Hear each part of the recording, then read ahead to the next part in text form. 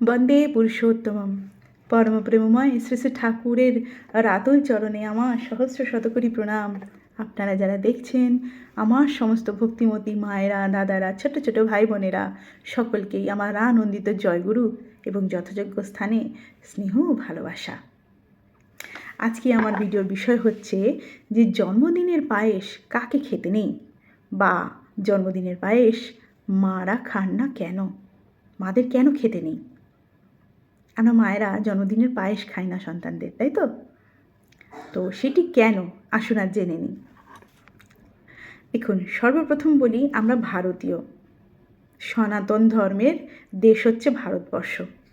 সেই ভারতবর্ষের বাসিন্দা আমরা, তার উপরে বাঙালি। আমাদের কালচারটা একটু অন্যরকম।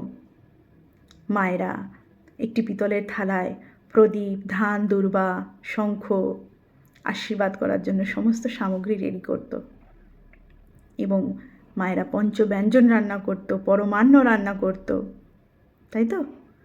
কিন্তু বর্তমান যুগে পাশ্চাত্য শিক্ষা, পাশ্চাত্য সংস্কৃতিতে নিজেদের আধুনিকতার লোভে এমনভাবে সেই স্রোতে গা ভাসিয়ে দিয়েছি যে আজকে আমাদের জন্মদিনের যে ধ্যান ধারণা, সেটাই পাল্টে গেছে।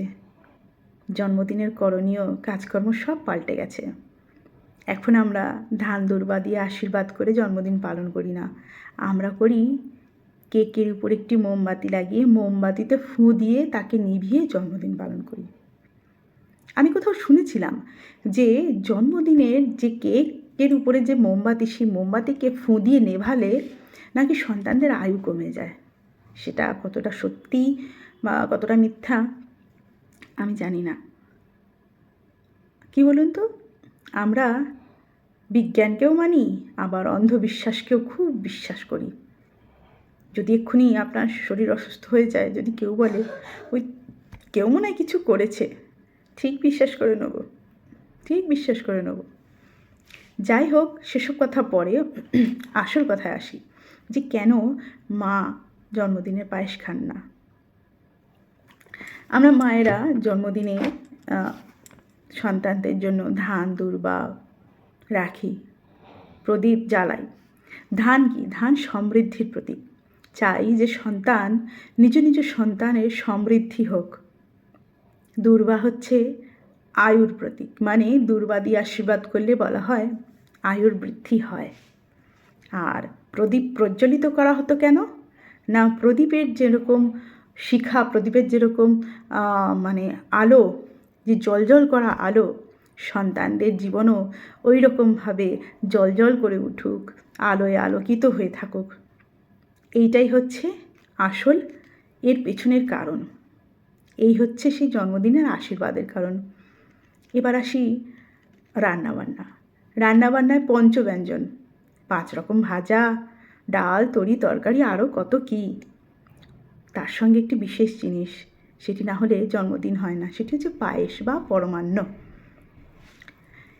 দেখুন, কেন মা খান না বা কেন খেতে নেই। আমরা মায়েরা যখন নিজের সন্তানের জন্য জন্মদিনের দিন রান্না করি, মনে না একটা আলাদা রকমের ভাব থাকে, একটা ভালোবাসা, স্নেহ, আশীর্বাদ, তার জন্য মঙ্গল প্রার্থনা সব মিশে থাকে।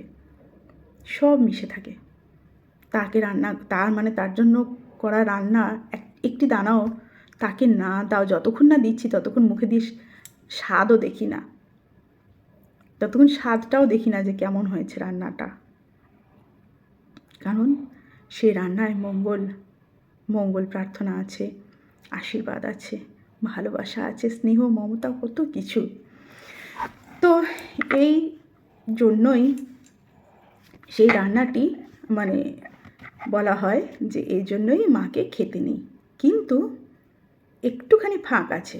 ফাঁক এই অর্থে আছে যে আমি সন্তানের জন্য যে থালাটি সাজাবো খাদ্যাদি দিয়ে, পঞ্চব্যঞ্জন, ডাল, তরি, তরকারি, ভাত বা পরমান্ন, পায়েসের বাটিতে যতটা পায়েস দেবো, মা যখন নিজ হাতে সেগুলো সাজান, তো সেই মঙ্গল প্রার্থনা, স্নেহ, ভালোবাসা, আশীর্বাদ ওতে একদম ঠুসে ঠুসে ভরা থাকে।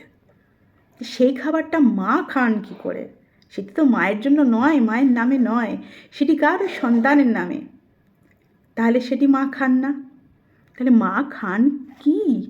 কি খেতে পারেন মা?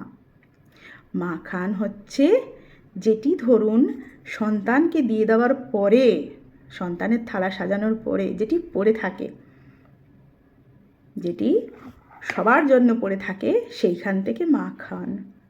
খান না শুধুমাত্র সেই সন্তানের তোলার থালা থেকে। এই ব্যাপারটা পরিষ্কার হওয়া উচিত যে সন্তানকে আমি এক বাটি পায়েস তুলে দিলাম, সেই বাটির পায়েসটি মা খাবে না বা আমরা খাবো না। খাবো কোথা থেকে?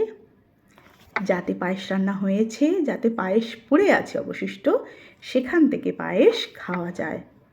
তাতে কোনো অন্যায় নেই বা কোনো খারাপ বা অমঙ্গলেরও কিছু নেই। আসলে কি বলুন তো, দীর্ঘকাল সমাজ পুরুষতান্ত্রিক ছিল, তাই এর ফলস্বরূপ এই সমস্ত রীতিনীতির জন্ম হয়েছে। কিছুটা কুসংস্কারও বটে।